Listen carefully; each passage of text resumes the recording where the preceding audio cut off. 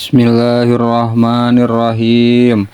Qala al-musannifu rahimahullah wa nafa'ana bihi wa bi ulumihi fid dharaini amin. Faslun ari ieu eta hiji pasal.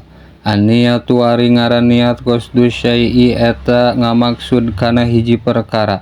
Muqtaronan barina dibarengan bipi'lihi ku migawena itu perkara. Wa mahalluha jeung ari tempatna niat al-qalbu eta hate. Wa talaffudu jeung ari ngucapkeun biha kana itu niat sunnatun eta sunnah. Wa waqtuha jeung ari waktuna niat ingda gosli awwali juz'in eta dina nalika ngabasuh mimitina bagian minal wajhi tina beungeut. Wa tartibu jeung ari ngaran tartib alla yuqaddima eta yen ulah ngaheulakeun jalma udwan kana hiji anggota ala udwin bari maneurikeun anggota anu sejen. Paslun ari ieu eta hiji pasal. Alma'u ari cai qalilun eta aya cai saeutik wa kasirun jeung cai loba.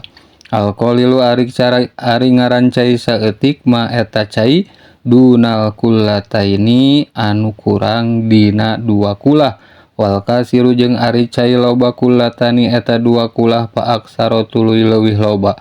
Al qalilu ari cai saeutik yata najasu eta narima jadi najis biwuku in najasati kutumibana najis pihi dina itu cai.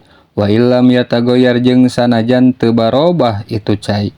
Wa ma'u jeung ari cai al kasiru anu loba la yatanajasu eta henteu narima jadi najis illa iza tagoyyaro angin di mana-mana barobah naon ta'muhu rasana itu cai au launuhu atawa waranana itu cai au rihuhu atawa ambeuna itu cai.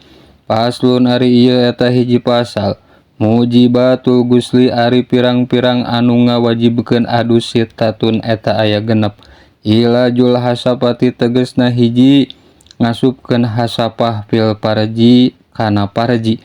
Wa hurujul mani jeung kaduana bijil mani wal haidu jeung katiluna haid wan nipasu jeung kaopatna nipas wal wiladatu jeung kalimana ngajuru wal mautu jeung kagenepna maut.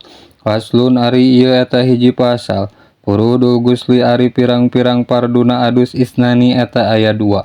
An-niyatu tegasna hiji niat wa ta'mimul badani jeung kaduana ngawalatrakeun sakabeh badan bil ma'i ku cai. Wallahu a'lam bishawab. Ilaihi marji wal ma'ab.